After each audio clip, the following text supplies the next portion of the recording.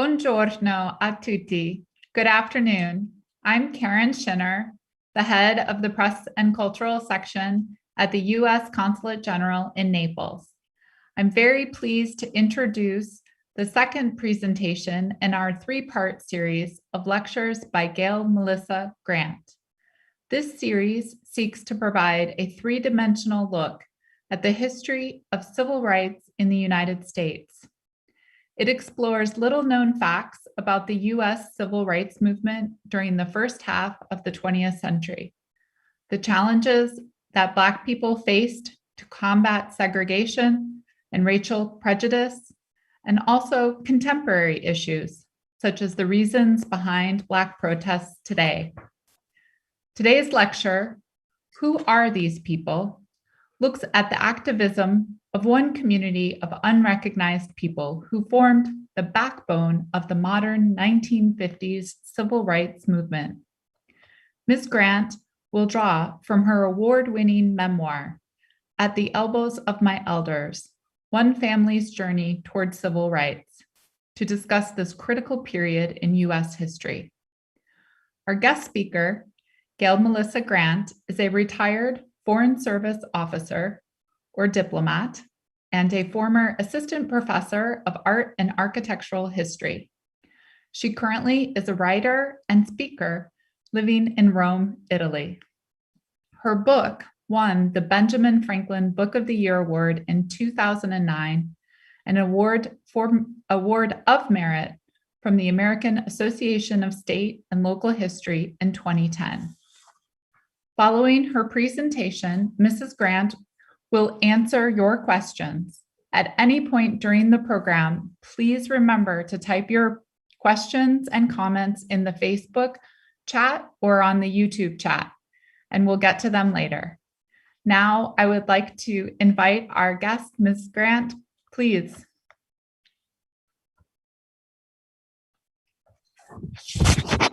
Good morning.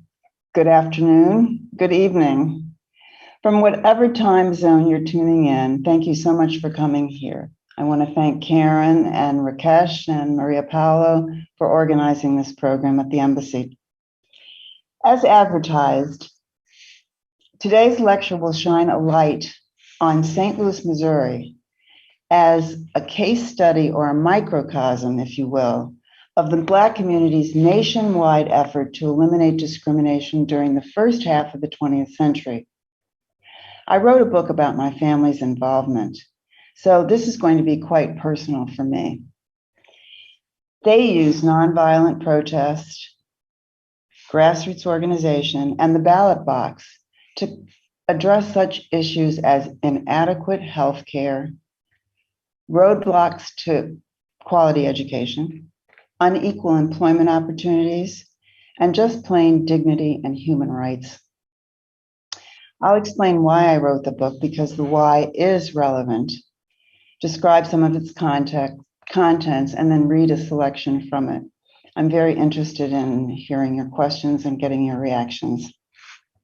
So, believe it or not, I wanted to write this book from the time I was about 13 or 14 years old. We can start the slide presentation now. Let me see if I can get this right, I hope. Okay. So by then I'd spent countless hours with my family and their friends around our dining room table, listening to these stories, beginning at a time when my chin just reached the level of their elbows, hence the title of my book, At the Elbows of My Elders, One Family's Journey Towards Civil Rights. I'd heard so many stories about their involvement that I knew their lives had social and historical relevance. I also knew that their struggle represented a rampant movement across the United States during that first half of the 20th century that had largely been ignored by the media and in history books. But I put my adolescent dream of writing this book on the back burner, saving it for when I was going to retire from the Foreign Service in 2000 or so. After fits and starts, moving to Rome unexpectedly, among other surprises, I finally finished my family memoir, which was published presciently in 2008, October, 1 month before Barack Obama was elected president. As some say, everything at the right time. There are really two interweaving parts to my book. One is the compelling, story of my elders, and the other describes the challenges that I faced as I navigated my way through institutions marked by racial prejudice. So it's sort of a case study within a case study. My father, David M. Grant, was one of the first civil rights pioneers in St. Louis, and his activism began in earnest in 1930 when he returned home with a Howard University law degree in his hand. Howard University was the first university established for freed slaves after the end of the Civil War in 1865. It was also one of the few schools where Negroes, or colored as we were then called, could study law. Clearly, this was discriminatory, but it was also very helpful to the early civil rights movement. The professors encouraged their students to return to their communities and fight for equal rights. And they showed them and schooled them in how to use the law towards that end. Furthermore, working and studying together formed cadres of lawyers, of Black lawyers, who would collaborate together on cases over the years and across state lines. A case in point, Thurgood Marshall, who became our nation's first Black Supreme Court justice, graduated from Howard, and before he went on the bench, worked with my father on several cases in Missouri. So in 1931, my father, led St. Louis's first Negro boycott for economic justice, a boycott of a new store in Black St. Louis with no Black staff, and was successful in breaking that color line. Following that was the founding of the Colored Clerks Circle, which also aimed at getting Blacks hired in stores in the Black community. These were all stores run and owned by white people. So here's one of the few pictures of one of the pickets of the Colored Clerks Circle. And if you note the woman in the middle, the short, stout woman, that was my father's older sister, who adored him and would go anywhere and do anything he told her to do. So she marched and picketed quite a bit. Concurrently, he and his colleagues started a campaign to flex the Negro American, the Negro community's electoral power. They were determined to convince them to abandon their blind and unrewarded electoral devotion to the Republican Party of Abraham Lincoln and switch to the Democratic Party, which at the time was full of staunch Southern segregationists. As he used to tell me, being a Black Democrat in the 1930s was worse than being a communist in America in the 1950s. I know it because I lived it. They called us turncoats and traitors. He and like-minded colleagues went to the Democratic side of the political aisle, not for any love of that party. After all, it was full of Southern bigots at the time, but because it was the only other game in town. Blacks were getting nothing, and I mean nothing, for their electoral devotion to the Republican Party. They still had underfunded, overcrowded schools, poor public services in their neighborhoods, abominable health care, and few respectable patronage jobs in city government. So these renegades chipped away at Lincoln's legacy, proclaiming that he hadn't freed any slaves that were under Union control. Just read the Emancipation Proclamation if you don't believe us, they would say. They unveiled the Republicans' role in the rise of Jim Crow laws, a system of laws and practices throughout the South that separated Blacks and whites in public facilities. They started in 1877 and in some states lasted until 1965. They beat up on the Republican President Hoover's ineffectual handling of the poverty that resulted during the Great Depression. This photograph is, it hit Blacks worse than any others in the United States.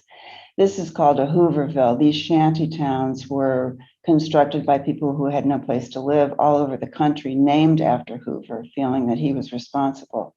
So this is one on the banks of the muddy Mississippi in St. Louis.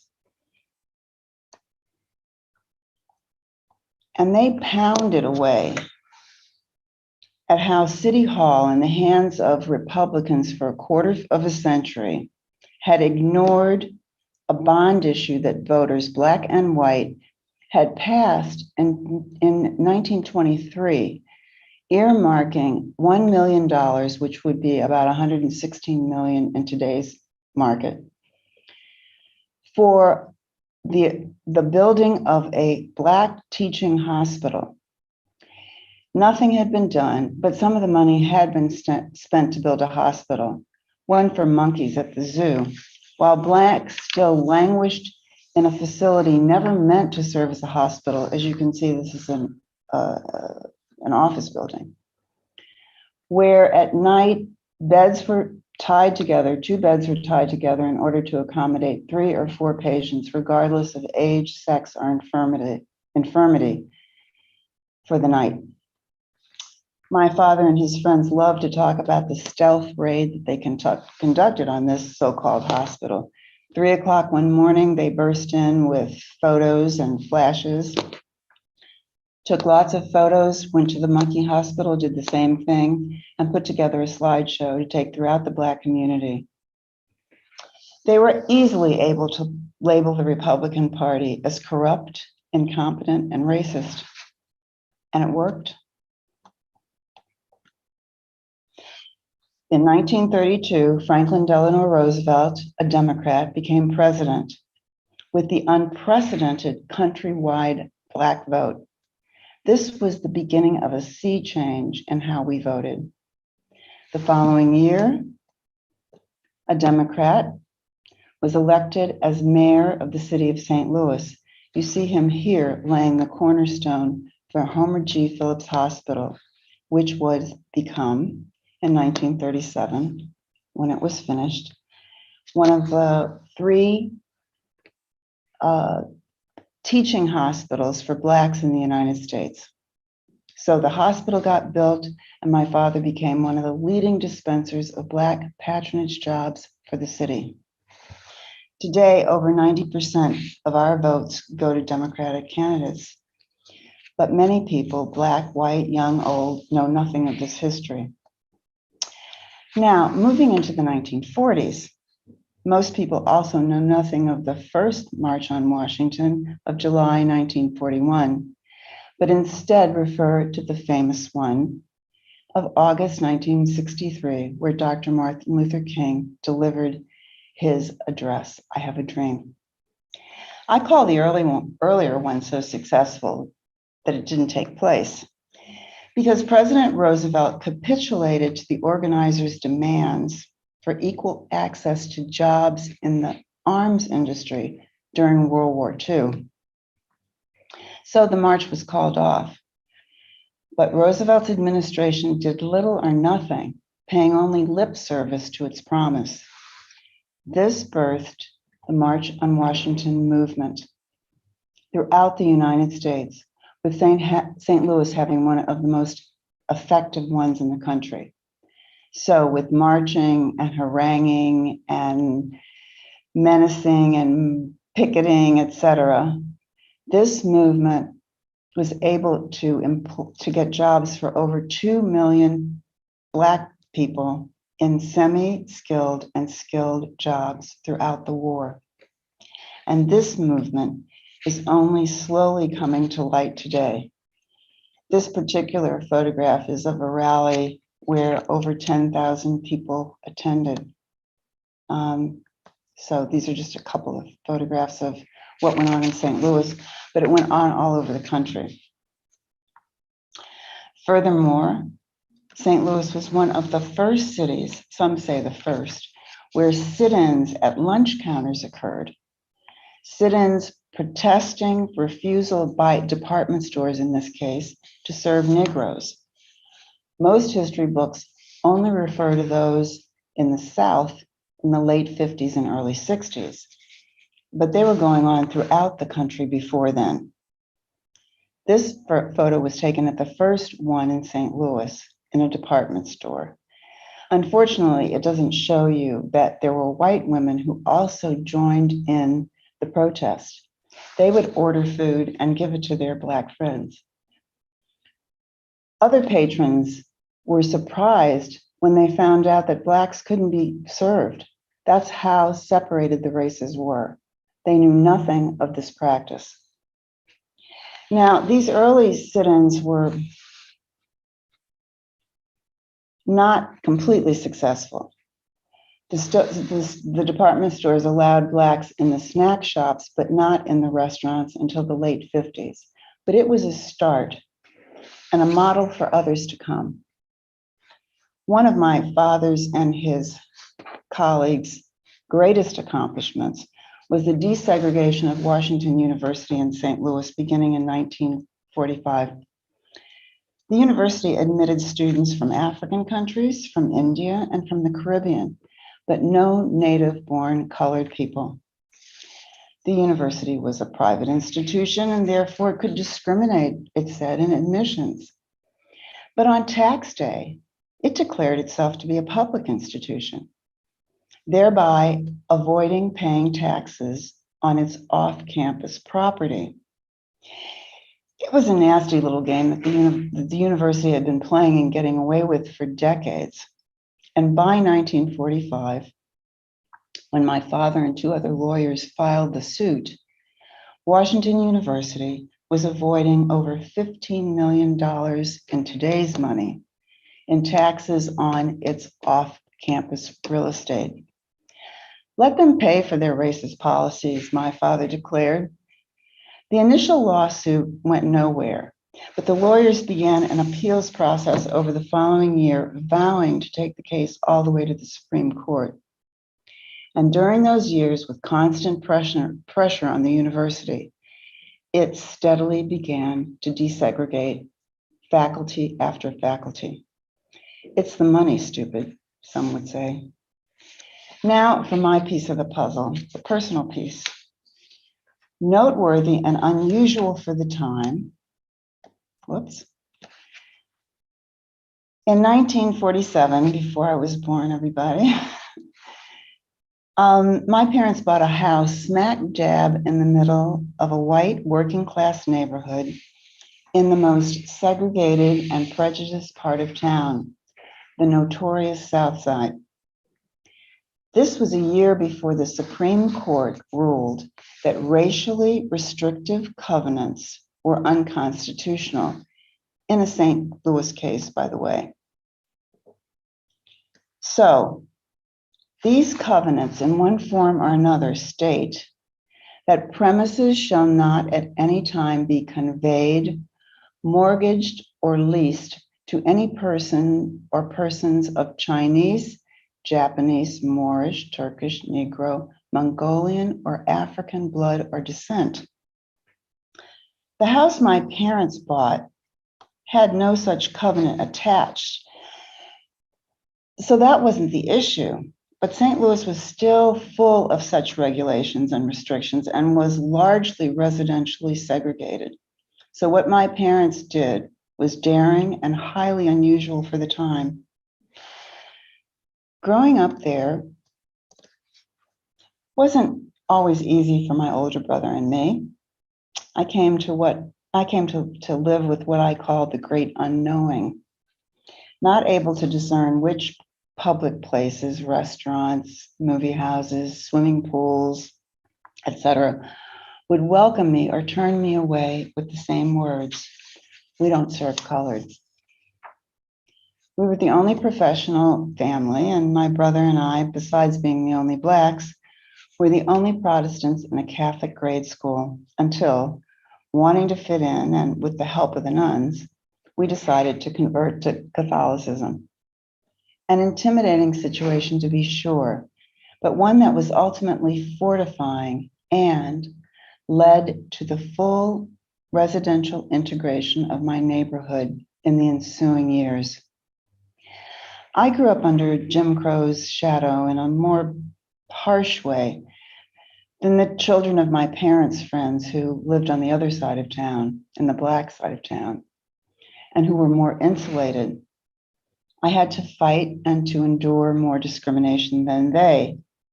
Only after many years had passed did I understand how these battles and affronts prepared me for a world much larger than St. Louis. I'm especially proud of this memoir because it was conceived not only to honor my parents, I have a few pictures of them as children, but also my grandparents and my great-grandparents, and a plethora of Black working and middle-class people who, beginning at the turn of the 20th century, forced the United States to take a look at itself and how it was not living up to its promises of liberty and justice and freedom for all. They thereby crippled a racial Goliath and set in motion a social movement without end. So now I'd like to read one section from my book, and then we can take questions. This, to give you the context, I was talking about the great unknowing, and in St. Louis, beginning in the late 50s, early 60s, things were beginning to open up because of public accommodations acts passed by the city. But you still didn't know which public place would adhere to the regulations and which wouldn't. So this was in the early 60s, and I decided to take matters into my own hands one summer. So I suggested that my friends and I all go, these are my white friends, and I all go to a public pool that I knew I could get into. Because it was located even farther south than where most of us lived, my father would drive us. He walked us up to the entrance to make sure there was, in fact, no hitch. Even though I was with my friends, I wished for one of my camouflage days.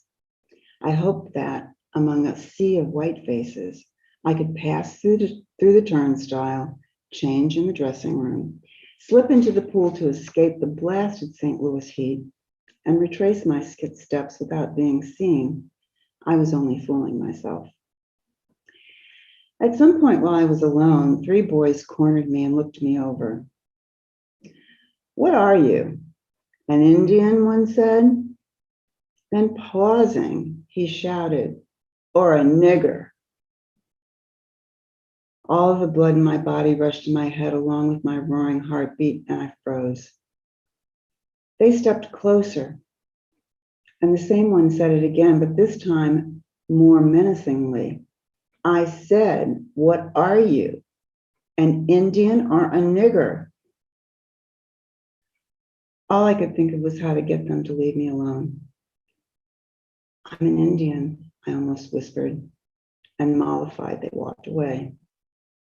I may have come with friends, but I honestly don't remember being with anyone. All I'm sure of was when I told that lie, I felt as if I had betrayed my entire race, and one day I'd have to pay heavy dues. St. Peter might extract them from me, but I would have to pay. When my father dropped off the last of my friends later that afternoon, he noted my somber mood and asked me what was wrong. I told a lie, Daddy. "What about?" he said without taking his eyes off the road. I explained what happened and he started to laugh. "That's all right, you outfoxed him," he said, when he finished the laugh that I didn't understand. but I lied. Now, let me tell you something about lying. There's a right time to lie and a not so right time to lie. He then told me a story about himself and one of his childhood friends, a man named Herb, who was like an uncle to me. Daddy and Herb had grown up together in St. Louis and were born within a few years of each other. They were both too young to serve in World War I and too old for World War II, although my father tried as a 15-year-old to lie himself into the first one.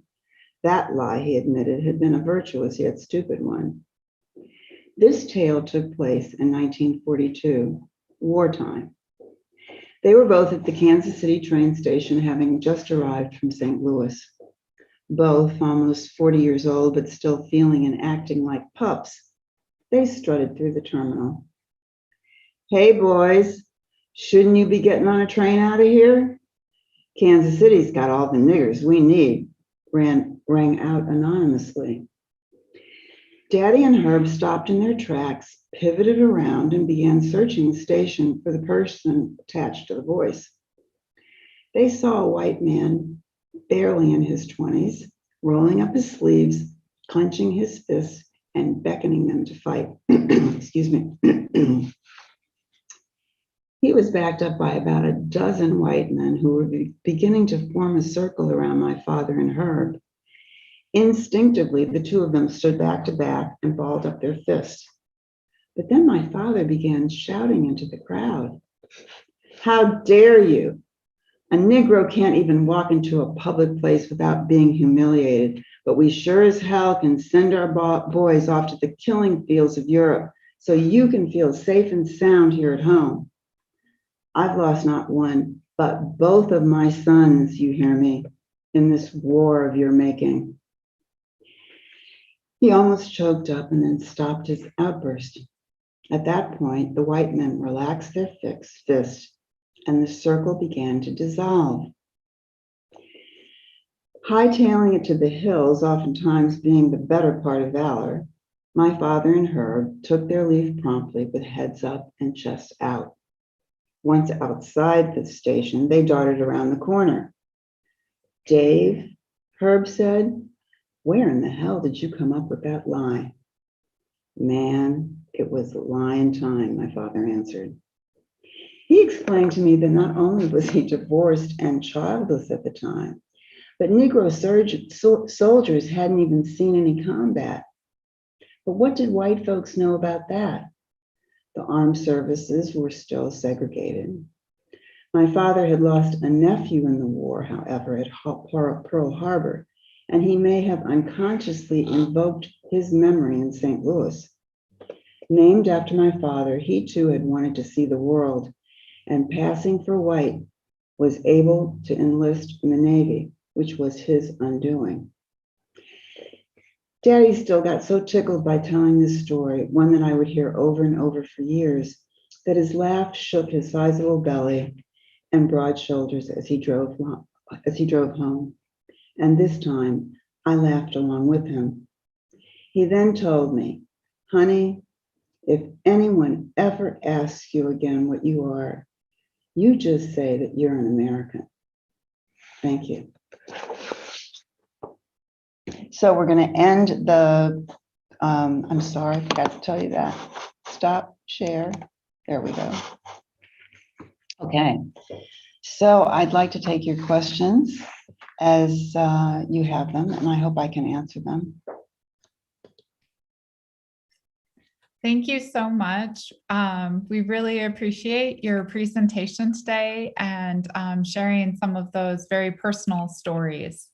I want to remind our audience out there, please, if you haven't done so already, feel free to write your questions in the Facebook comments or in the YouTube chat if you're following on YouTube. So to start off with, I'll ask a couple of questions. I'm very interested to know, it sounds like you had a very close relationship with your father and clearly admired him.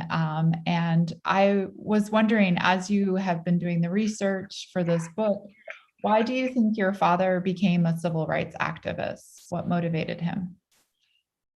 Well, it started when he was a child, quite frankly, because his family lived, strangely enough, and this is back at the turn of the century. My father was born in 1903. They lived in a largely white neighborhood, which was somewhat integrated. But in order to go to school, he and his two brothers and sisters had to travel to the other side of town. And he told me that as a child, being on the bus, and he had to take a bus, a tram and a bus, being on that bus, passing by white schools that were half empty in order to get to the other side of town, enraged him even as a child. And then when he graduated quite early he graduated at 15, I believe, from high school. He was way ahead of himself and started working because he didn't want to go to college right away. And also he saw the indignities that grown men with families, wives and families, suffered on the trains he worked on riverboats and so on and so forth. He was a waiter for some time before he went off to university. And it started early. It started very early because he saw the differences in treatment of Blacks and whites in St. Louis and across the country. But the one thing I remember is he said, as a child, to see that really made an impression. Yeah. No, I'm sure. Absolutely. I find it so fascinating hearing from you, and I'm definitely motivated to read your book because I find it's just always so interesting. All the people we meet in our career. You also were a diplomat, but reflecting on sort of the experiences we have abroad helps us learn so much more about our own history. And again, I think one of the things that was very important from your presentation is that this movement has been something that, while it was highlighted in the 50s and 60s, has been something that has been happening quite a long time in our country. I know you shared some thoughts from your book, and I'm not sure if this was your first experience with racism, or do you have any further comments about your own personal first experience? Oh, you mean the boys at the swimming pool? Oh no, no. No. I was about 4 years old. It's the first time I remember when I found out really that I was considered different. I was very young, 3, 4 years old maybe, and I was playing in the backyard with a little white boy who was younger than I. I think I was 4 and he was like 3. And we were playing on the grass. We'd taken our shoes off. And when he saw the bottoms of my feet, he said, "But the bottoms of your feet are white. They can't be white." And and then he said, "You need to go back to Africa." So I was very confused because Africa for me at that time was something I had seen on our gang. Most of you won't know what that was, but it was these little group of kids. And I remember there was a cannibal that was on one episode from Africa. And all I knew about Africa was that it was a scary place. So I went and I talked to my parents and I told them what happened. And then they explained to me. So I think I was about 4 years old when I began to understand that there was something else going on. There was a subtext all around me.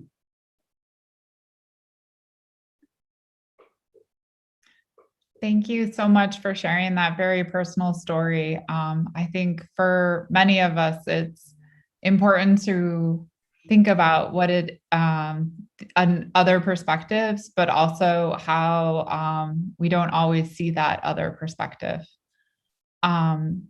We do have a couple of questions that have come in from some audience members. Julia from Milano has a question.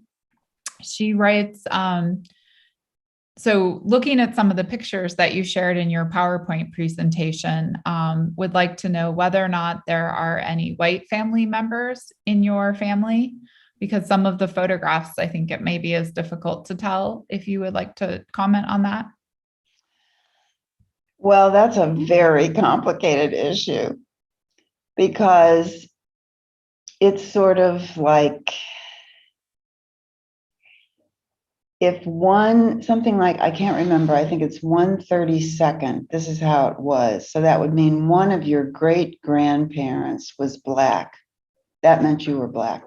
Everyone else could be white. But if you had that drop, that 1/32nd, and my mother looked like she was white. In fact, she wasn't, but she looked white and she had friends who looked white. And I sort of grew up with that, but they were definitely colored women. But it's something that my husband, who's Italian, still does not understand. I don't get it, but that's the way it was. And to some extent, it still is today, even though, and I'll talk about this in my next lecture, I believe, I look at the 2020 census to talk about contemporary issues in Black America. And I believe that 49% of the people who answered the 2020 census identified as something other than white, biracial, whatever. So everything is changing now. But during my time, that's the way it was. You had a lot of white looking Black people, but they were Black and they identified as Black. And very few passed. I mean, there's a lot of talk about people who passed. I had an uncle who passed and died at Pearl Harbor as a result. But that was a minority because you had to leave your family. You had to forget everything. You could not have any contact with any of your family members, which is, few people were willing to do that. No, that's unimaginable, I think, to most of us than what you had to do that. But thank you for sharing. It is important for us to remember how the perceptions have changed over time. And I look forward to hearing about your next lecture as we talk about some of the more modern times. All right. So turning back to your parents, why did your parents buy a house on the south side of St. Louis? You had mentioned that in the presentation, that it was important, the location they chose. Yeah, I was not thrilled to be there. And I used to ask them, why did you do it? And we never really got to it for a while. And finally, I pressed them on it. And they said, we got a good deal on the house. That particular house had been owned by a Black person for a long time. And it had been rented out to various white families by this Black person. The house had also been built by a Black man. There were 3 or 4 or 5 houses in the neighborhood built by a Black guy who was not an architect. But back then, you didn't have to be an architect in order to build houses. You had to be licensed in a certain way. So these houses, there were 3 or 4 houses that were inhabited either by light-skinned Black people or white people. And this particular house, finally, the owner, who was a friend of my father, said, I'll sell it to you for $4,000 if you want it. And my parents were starting a family and they had been living with my maternal grandparents. And so they took advantage of a good deal. And I said, didn't you think about the neighborhood you were moving into? And they said, no, we really didn't. And I think that consciously they probably didn't, but that unconsciously my father was saying, no white people are going to keep me from getting a good deal in a house and living where I want to live. So that's as much as I could get to with them on that. Definitely. Another question from our audience, Giovanni Ceretti. Thanks for your question. He writes, Dear Ms. Grant, do you think that religion still plays a role in the social integration of different races or racial minorities in the United States? Thank you for your reflection. Well, I'm not quite sure what Giovanni is getting at. If religion, can you read that to me again, please? Sure. Do you think religion still plays a role in the social integration of different races or racial minorities in the US? So I'm not sure if he's reflecting on maybe the role the church played in the civil rights movement. Good comment on if in your book. Yeah, it's, I mean,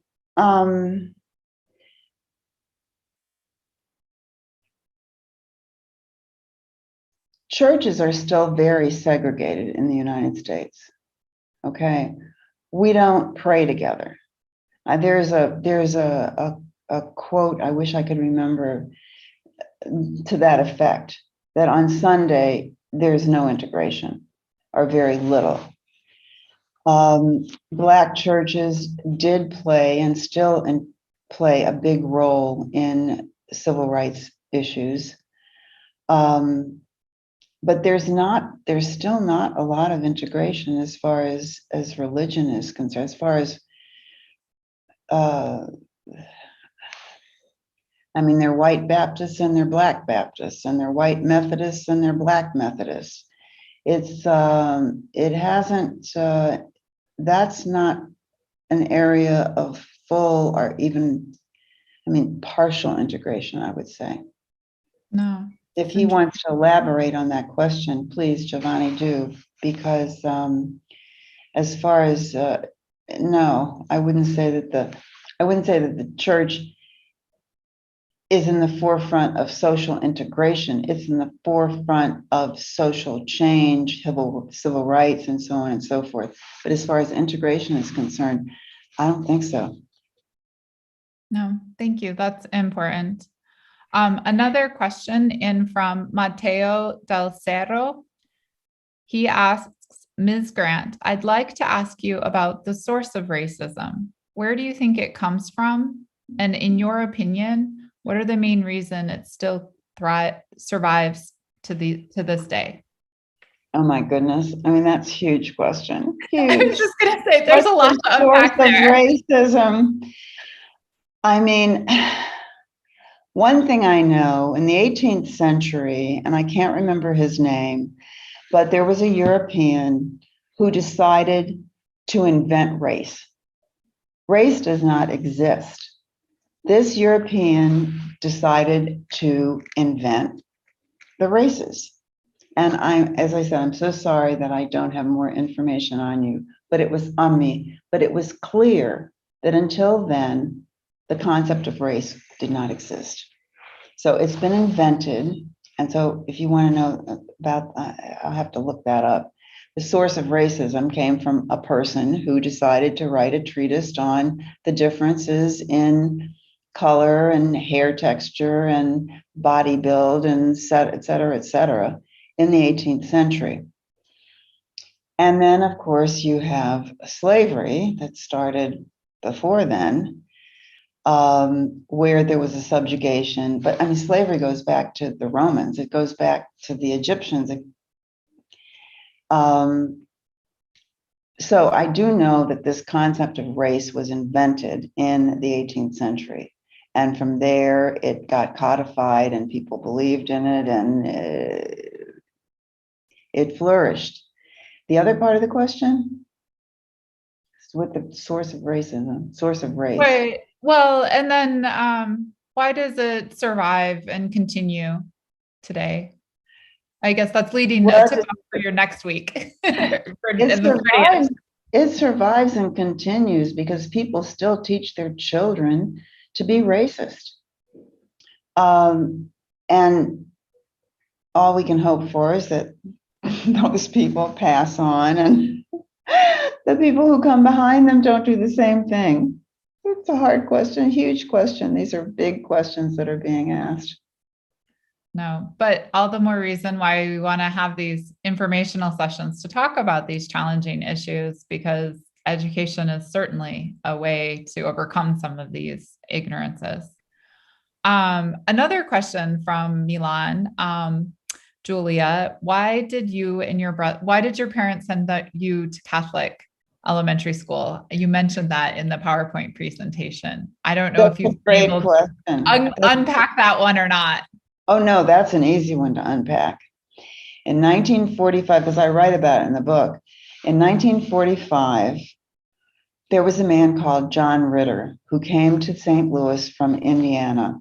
He was a priest, and he came to St. Louis. He was reassigned from Indiana to St. Louis as an archbishop, I believe. He went on to become a cardinal. St. Louis is a big Catholic town, and the archdiocese is very, very important and very powerful. And so Ritter came as head of the archdiocese. And the first thing he did in 1945 was integrate the parochial school system. That's the Catholic school system. He proclaimed that the schools would no longer be segregated. White parents of these kids who were going to Catholic schools went ballistic, and they said they were going to take him to court and blah, blah, blah, blah. And he said, fine, take me to court, because there's a higher authority than a civil court. And if you take me to, anybody who defies this will be excommunicated. So that was the end of their argument. And the parochial schools were desegregated. So when my brother and I came along, and it was time, we were living in a white neighborhood, there was a public school by the name of Grant School, ironically, 2 blocks away from us. But my parents, this is before Brown versus the Board of Education, when public schools were supposed to be integrated. But my parents said, we can't send them there. They'll be beaten up every day. And they were so impressed with what Archbishop and future Cardinal Ritter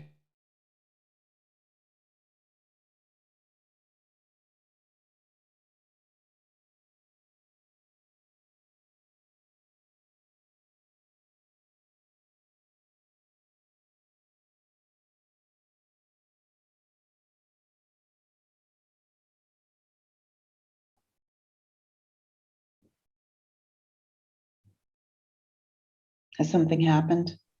No, I apologize. I had a slight hiccup in the connection. I'm back. Apologies for that.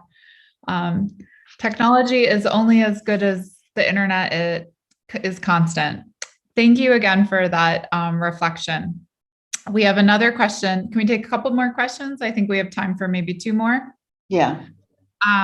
Georgia asks, Ms. Grant, do you still feel that you experience racist acts now as an adult? Has it changed how you perceive yourself today?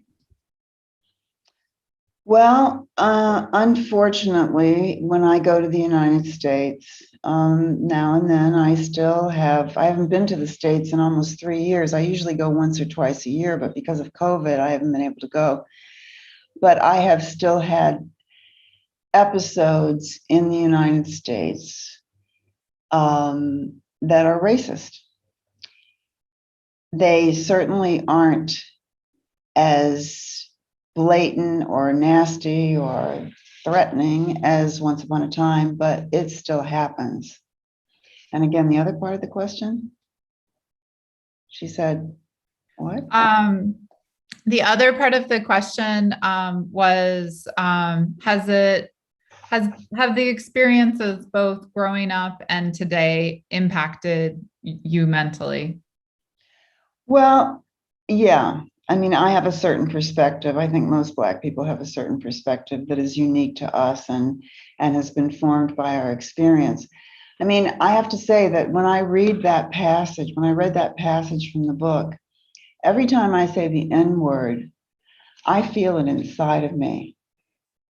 It's that deep, because I was called that name from the time I was 5 years old till, for a while. And it's just such a nasty word, filled with so much contempt and subtext. And I mean, as I said, I still feel it inside my body when I say it. So it still ruminates within me. And as I said, as a Black person growing up the way I did, it's most Black people in whatever situation we find ourselves in, it colors the way we see the world and we see people. It does for me. Thanks for sharing. One comment that did come in, I just wanted to share. Giovanni Ceretti, thank you for following up on your religious question. He was reflecting on the conversion of Catholicism or attending the Catholic school, that maybe it helped you or your family in the neighborhood. So he thought maybe because of the Catholic school that there might have been influence there. Well, as I said, largely it was, we wanted to fit in.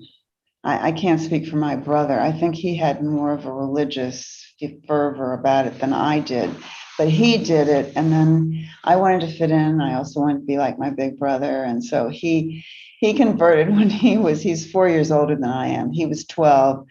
And then the year afterwards, I was 9 when I converted to Catholicism, I really wanted to fit in because I stuck out so much in other ways.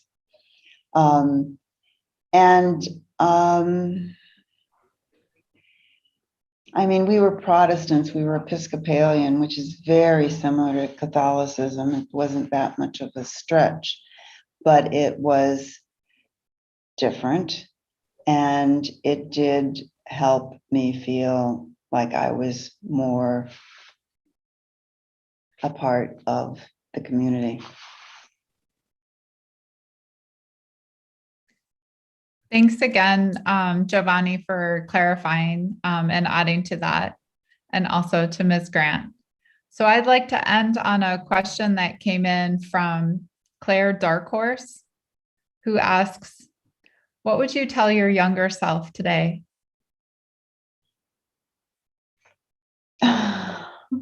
If you have the chance.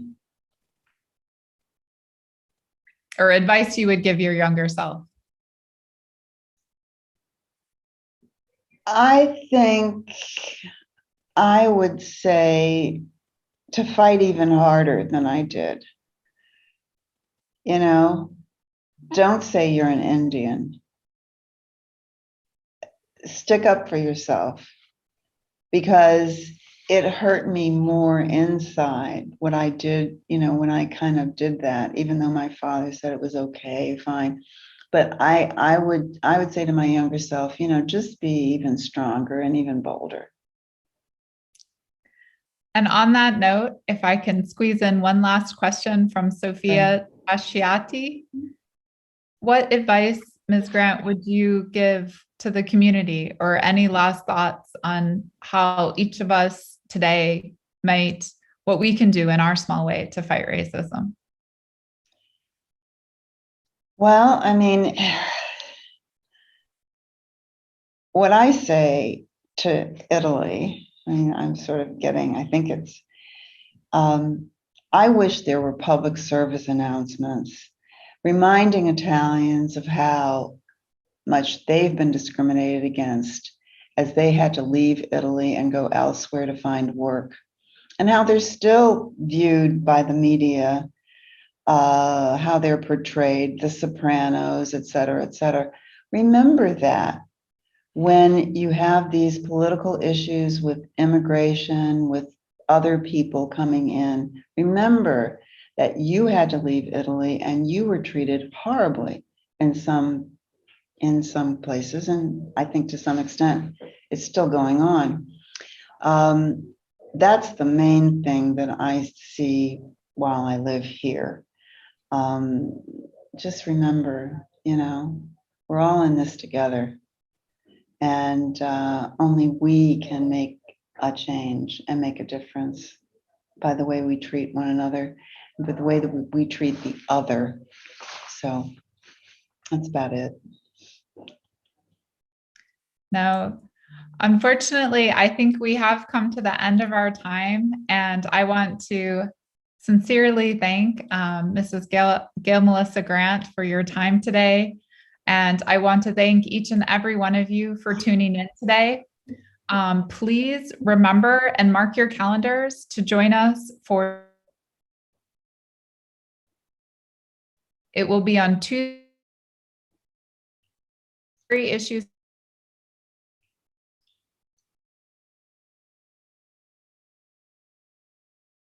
Frozen.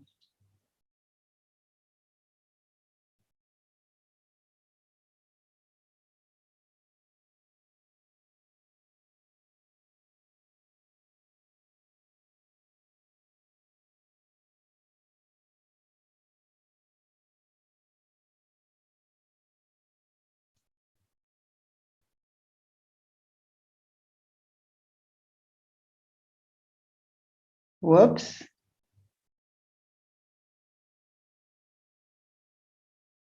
Are we frozen? Karen? Yeah, I'm here. We got frozen, I think. Okay, apologies again to our audience. I have to apologize for the connectivity. It's out of my control at the moment, my internet, but I want to again sincerely thank everyone who participated and tuning in today. Especially want to thank Mrs. Grant. We look forward to hearing from you. Thanks, Thank you Karen. again, Gail. We really appreciate it. And just to remind everybody, Tuesday, November 30th, please tune in for the next series. Thanks again. Ciao.